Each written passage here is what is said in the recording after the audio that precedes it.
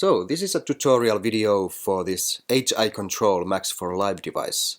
And what it does is that it allows you to use human interface devices like joysticks, game controllers or trackpads to send MIDI to Ableton Live. And so let's go through how to use it. So first what we need to do is we have to press this populate list button, and what it does is that it gives us a list of all the human interface devices that we have connected to our computer at the moment. So for example, I have this joystick connected, and so it found it on the list. And now we have our joystick selected, and next we have to calibrate it. So we press this calibrate button over here. And this is the calibration window for the joystick.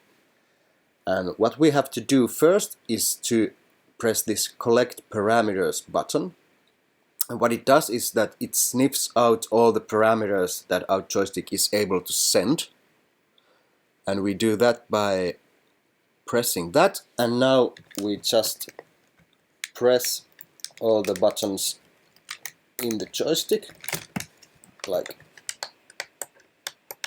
this. So it says here that it has found 16 parameters, which is great because that's exactly how many parameters the joystick has. We can press now this one again. Now when I move the joystick, we see the lights blinking telling us that okay, it's receiving information.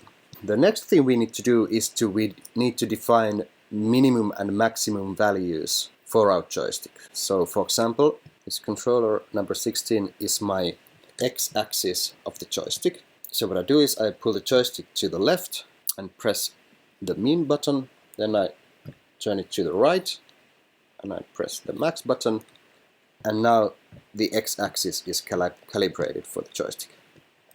And now I just do the same thing for all the other parameters.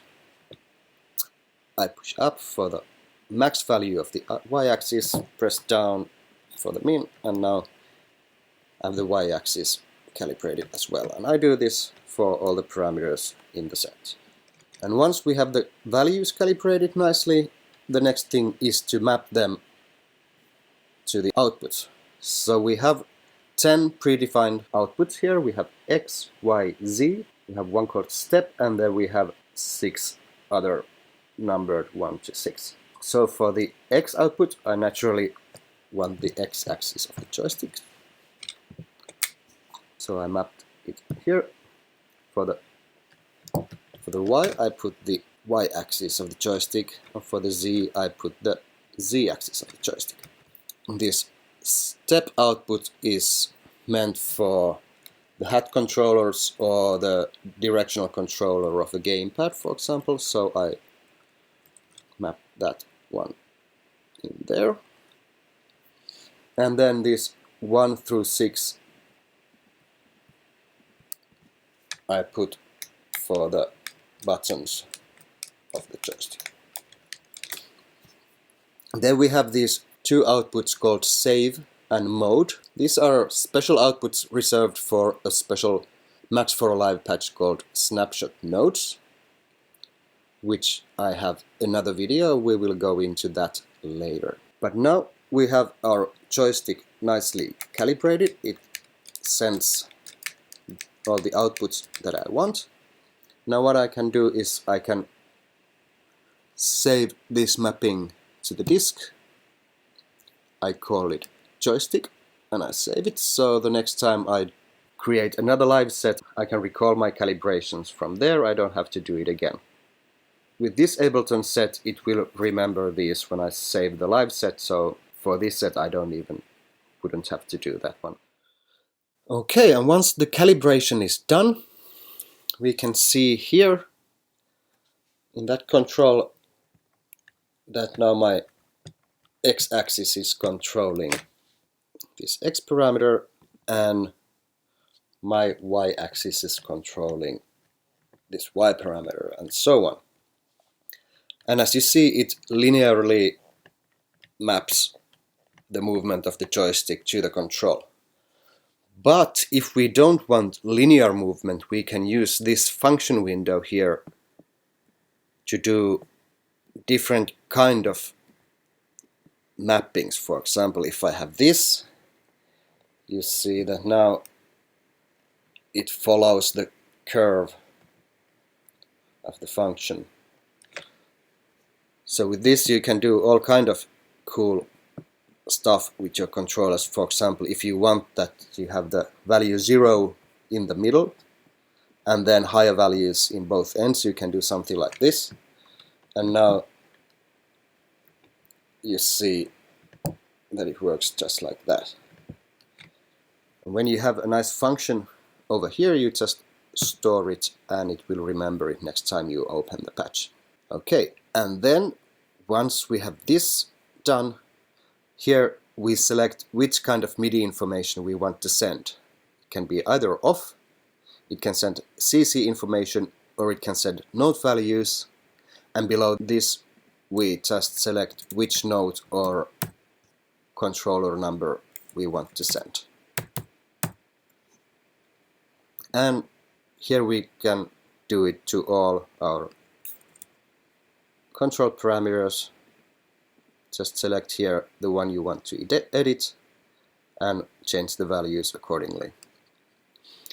And we have 10 parameters to send all together, and some of these are dedicated to different functions. For example, this X is meant to be used with the X-axis of the controller, Y is for Y-axis, and Z is for Z-axis, in case you have that. Then we have this thing called step, and this is meant originally for hat controllers of the joystick or directional controllers of a game controller. And here you can set different value for all the positions you have in your controller, so that all the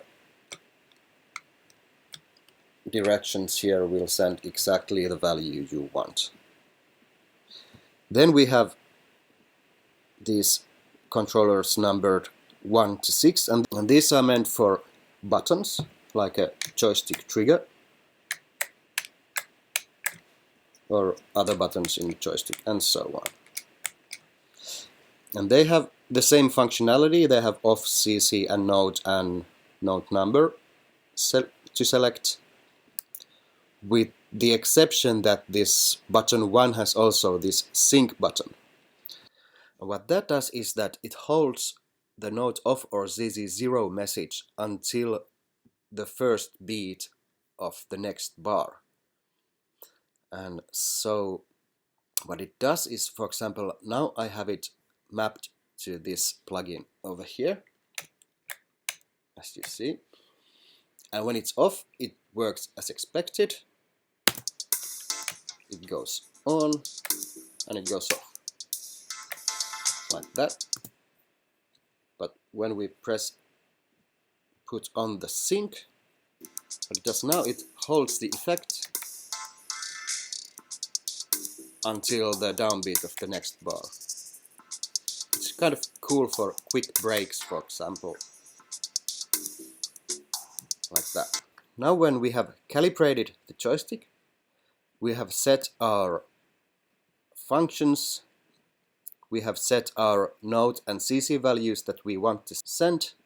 Now if we want to use this as a MIDI remote control, we need to create a MIDI loopback, which means that in a case of Mac, we can use this IAC driver, and in Ableton's preferences we just have to check that IAC driver is receiving remote inputs and it's sending track outputs. Once that's done, we can just set the MIDI output to IAC driver, and once that's done, we can just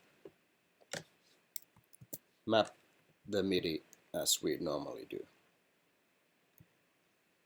So that's for MIDI mapping. But then we have some other functions here as well.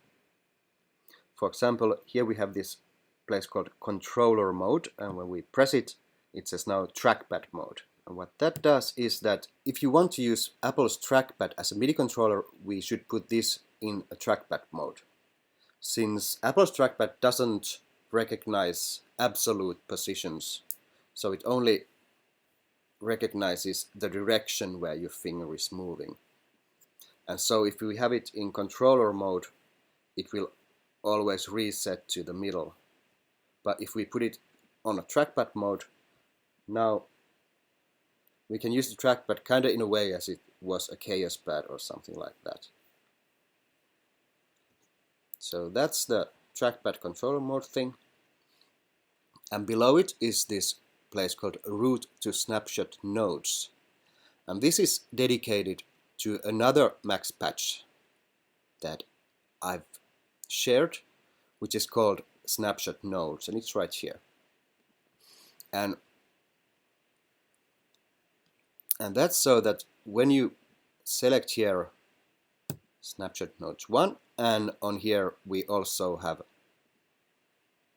number 1 selected, now the X and Y controls control the parameters in the snapshot nodes patch. And you can have a total of 5 them in your set controlled by these.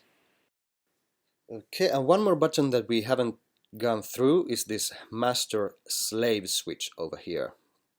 And that is because just in case you have a controller that has more controls than these ones over here, for example, if you are using a PlayStation controller or something like that that has actually 2 XY pads and you want to use both of them, but this device only have 1 X and 1 Y, then what you can do is that you can put another HI control device on your live set, set this guy to slave, and now you can use both of them with the same device. So for example, if I have my PlayStation controller connected, I have this guy as master, and so it can control the left analog stick, and this one as slave, and then I can control the right analog stick with this.